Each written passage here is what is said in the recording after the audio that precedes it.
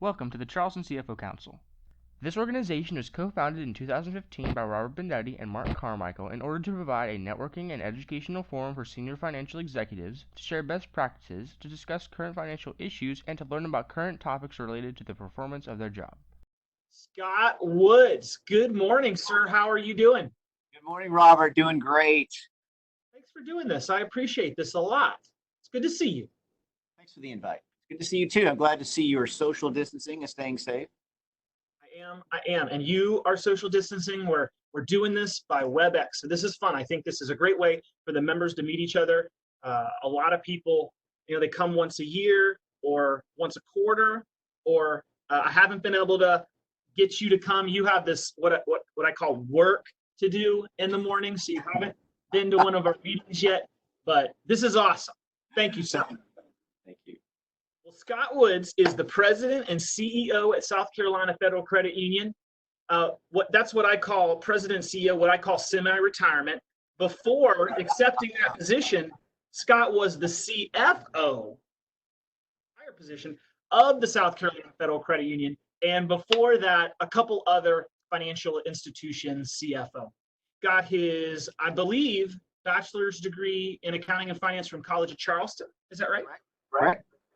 And MBA from Auburn. That is correct. You are a CPA, CGMA, and I don't know what this is, CIA? CIA, Certified Internal Auditor. Internal Auditor, okay. Super active in the community and civic. I know as an example, it's a long list, but I know you were chairman of the Charleston Chamber of Commerce. Correct, yes. And this is, I'm not sure about this. Were you born in Folly Beach? No, I was actually born at Cherry Point, North Carolina, Marine Corps Naval Air Station. My dad was in the Marines, but we came, so they were from Charleston, born in North Carolina, back to Charleston. But when I was in public accounting, I got out of college, College of Charleston. I went to work for KPMG, public accounting up in Greenville, and learned a lot in that realm. Went to go work for one of my clients, a small credit union, as chief financial officer. And came back here to Charleston when my wife and I started our family, wanted our kids to grow up here, and came in as chief financial officer here at South Carolina Federal. As you said, back when I used to work for a living. Yeah, when you were CFO. That's right, when I was CFO. That's right, and then became CEO here at South Carolina Federal 15 years ago. Well, as out of the kindness of my heart, I allow you to continue to be a member, even though you're the CEO, just because I like you and I think you're a nice guy. Being kind to the old man. Question number one, sir. Let's get in this. What is your favorite business book and why? Well, Robert, hate to do this, but to twist your question a little bit, I'm going to break that into two parts. I've got two books. First of all, I stay current in my readings. I'm going to mention this later, but I use the SoundView. I think it's a great service for downloading business books in audio. I make use of my car time. I like audio books in the car. It's very efficient. And I'm an audio oriented person, so I get a lot out of that. So I stay current, but I keep going back to the two books. One is for self and one is for organizational. So I hate to break it up on you, but I want to be honest. Myself, and I don't mean self-improvement like, spiritual, but I mean like my management skills. When I first started in management, when I left public accounting and went to go with my first CFO job, the CEO handed across this little sliver of a book. I'm glad he was handing it down to my level. The little sliver of a book, and he said, "I need you to read this." I'm going, well, this will take all of 10 minutes. But it was the 1 Minute Manager. 1 Minute Manager. Big book back in the 80s. And this was in 89, so this was the tail end of the 80s. And it's a fundamental book on management. If you want to praise somebody, do it openly and don't go on, but a minute of solid praise. And then if you need to talk somebody down, do it privately, keep it brief, get to the point. Don't drive it to the ground. And then its sequel came out, The 1 Minute Manager Meets the Monkey. And that talks about the upward delegation, something that people like us are prone to do. What do I do here? Oh, well, let me do this. Or, hey, I've got a problem here. Tell me how to fix it. Don't bring me a problem without bringing me a solution. And then the organizational book I love the best is Good to Great. I mean, that was 18 years ago or so, but it helps me keep the eye on the bigger picture of running an organization, and I think the fundamentals. Wow, that's amazing that that was 18 years ago. That happened fast, man. Wow. And it is a great book. Great, good. Oh, we got a two for there, folks. 2 for 1. Question number 2 is, what is the best advice that you've ever received? Well, again, in reflecting on your questions, I have 2 answers. So sorry to bend the rules on you, but again, you're a better value. When I was my first CFO job at a large credit union, not here, but my last one. I went to lunch with the CEO. We went to lunch quite often. I thought he was being kind to me, but I found out later he was just wanting to find out what I was screwed up in the morning so he could fix it in the afternoon. But but I would the CFO. I'd go to dinner with the CEO, and I was having a particularly harrowing morning personnel issue. And I got into the car, and we were going to drive someplace. He liked barbecue. I'm sure we're going to have barbecue. And he said, how's it going, Scott? And I said, Ed, management would be great if it wasn't just for all the people. And he looked at me like I had 3 heads. And he said, Scott, management is people. Now, that's the obvious. But the point is I found I had to guard myself between being a task-oriented manager. And that really helped me make the it was a real aha moment. That's why I remember it. It helped me transition between being a task-oriented manager and being a results-oriented manager, which you can only do through people. So that advice, management is people, helped transition me from being task-oriented, which I think we tend to be sometimes as CFOs, to being a results-oriented, which you can only do through people. And then the other quick piece of advice I received was when I started working for a board of directors, which can be working for a single boss, a CEO, or it can be working for a group of people. But was my mentor said, listen, think about what's going on in your organization. It's looking out over the horizon, an oceanscape. And if you see a little flag pop up over the horizon, that flag may be the tip of a mast of a huge man of war, meaning a major problem, or a small little schooner, a minor problem. But when that little flag is popping up over the horizon, I don't know which that is. And what you should do is make your boss aware of that. There's something cooking out there. I don't know whether it's a big deal or a little deal. The last thing you want to do is find yourself alone with a big man of war barreling down on you, and then all that surprising your boss. So make your boss aware when that flag pops over the horizon. Was another great piece of advice I got. Yeah, that's good. And I think I've heard you say before, don't be the only person who knows about a problem. And how true, and I also think how true about, as accountants, we're very task oriented, and that can get us to senior level leadership within finance, but can't make you successful as the CFO. Got it. Yeah, thank you. Right. Thank you. Scott, you're setting the bar high here already with question number 1, question number 2. Question number 3, what is a new habit that you've recently started doing, or maybe a new tool that you've recently started using? Well, again, answering in 2 parts, saying and doing.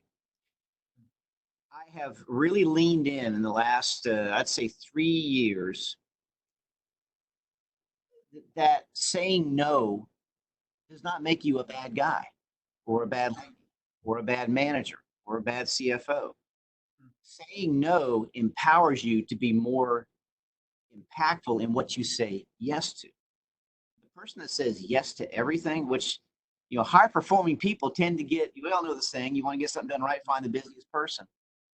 And as CFOs, as successful executives, we get labeled as effective people. So they bring things to us. Now, if it's a task that's assigned to you by your boss, then snap your heels, you salute the flag, and you do it. But ask to serve on boards. Ask to participate in something in the community. Ask to serve on your HOA. These are all great things, but you've got to prioritize what speaks to your values, personal thing, what gets the job done, if it's a professional thing, what could get in your way. to getting these things are important.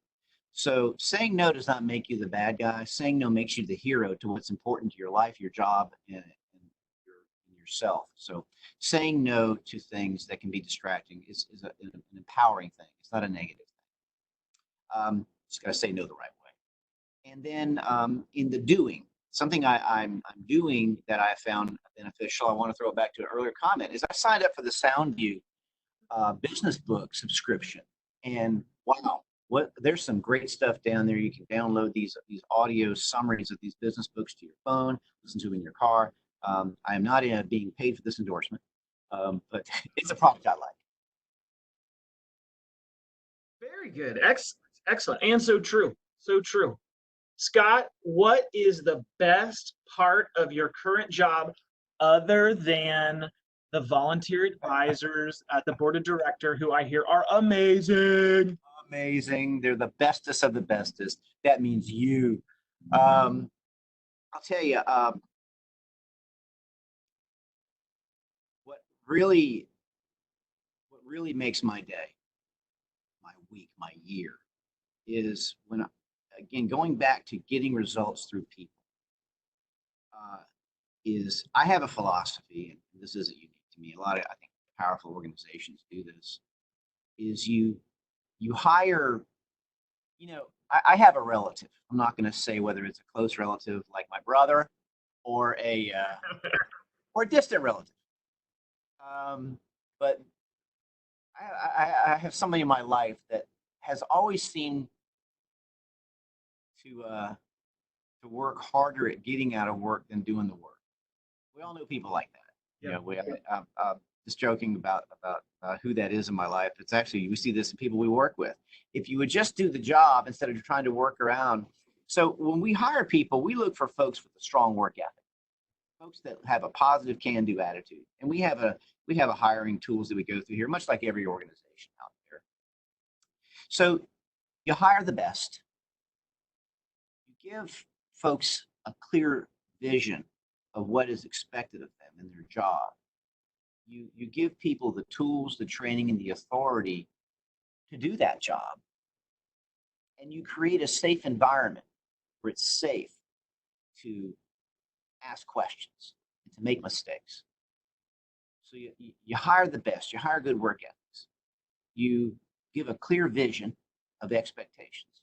You give the tools, the training, and the authority to do that job. And then you create an environment where it's safe to ask questions and make mistakes. Don't keep making the same mistake. That's a different conversation. But if you do those things, that's what leads to the best part of my job. I get to step back and be amazed by what people will deliver when you create that environment for them to work. I love developing people. I just love that part of it. And having an organization that allows us to create this kind of culture, it really makes it's worth getting out of bed for. Well, you got a great team and great team members. I've never met somebody at the financial institution who isn't in a good mood and friendly and nice. It's like, I don't know what you and Chick-fil-A are doing to hire all these friendly people, but you do it. So keep on doing it, brother. You got every nice person in Charleston working at the South Carolina Federal Credit Union somehow. Question number 5. What is something personal that you would like to share that maybe we don't know about you? You're going to love this one. When I got out of high school, I spent 4 years as a professional firefighter. Oh my gosh, I have to have a copy of that picture. Oh yeah, that was me. I was a paid fireman at the Mount Pleasant Fire Department. That was my fire engine that I drove. I've always wondered how you got Sandy to marry you. Now I understand. I tell you what, a touched up photo. So this was the I started off as a lineman, and then I got promoted to engineer. Best job I ever had. And I left there after about 4 years, and went to the College of Charleston because firefighting wasn't exciting enough. I majored in accounting. Wasn't exciting. Question number 6, it happened so fast.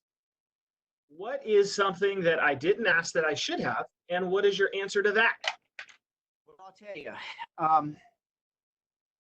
you know, as we all know, and we see this in every industry, because I know the CFO Council has multiple industries. We certainly see this in the financial services industry, that there is a movement, and I don't mean this like it's a bad thing, but it is a painful thing.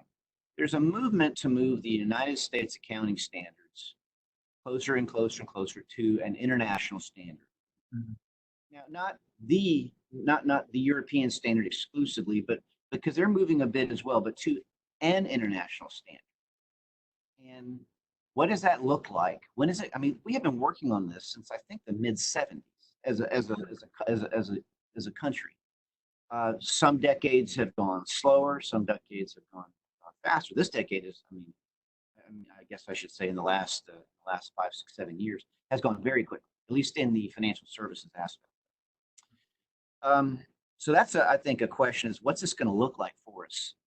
I can't really speak collectively as a country because I'm not going to pretend to understand what the nuances are for other industries. But there are more global industries and some are not. My biggest question about that is, how do you police that? I mean, there are countries out there where the cultures are fast and loose as the culture.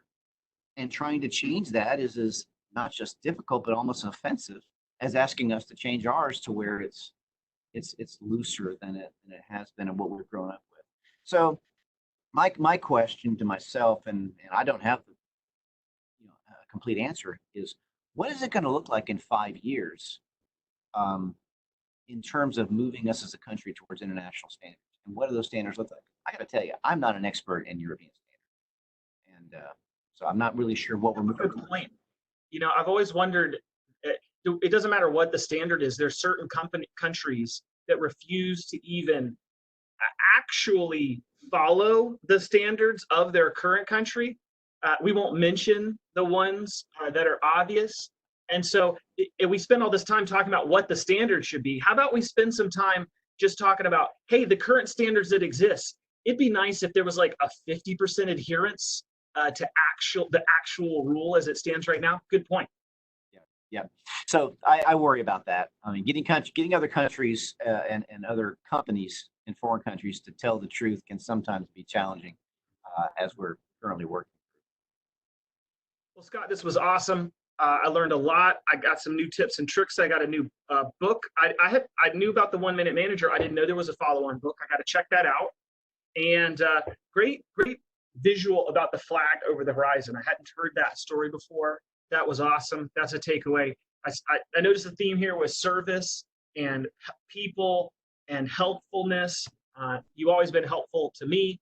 When I moved to Charleston, I've appreciated your friendship and all the giving back you do to the community with the organizations, the civics, your church. It's really fantastic. Your wife and daughters are awesome. And an inspiration to me when she was battling an illness and then hiked the Grand Canyon. That was really inspirational and just awesome. So thank you for doing this, sir. Right back at you. You guys are awesome, blessing us as well. Thanks for having me. I appreciate you, sir. This was awesome. Thank you.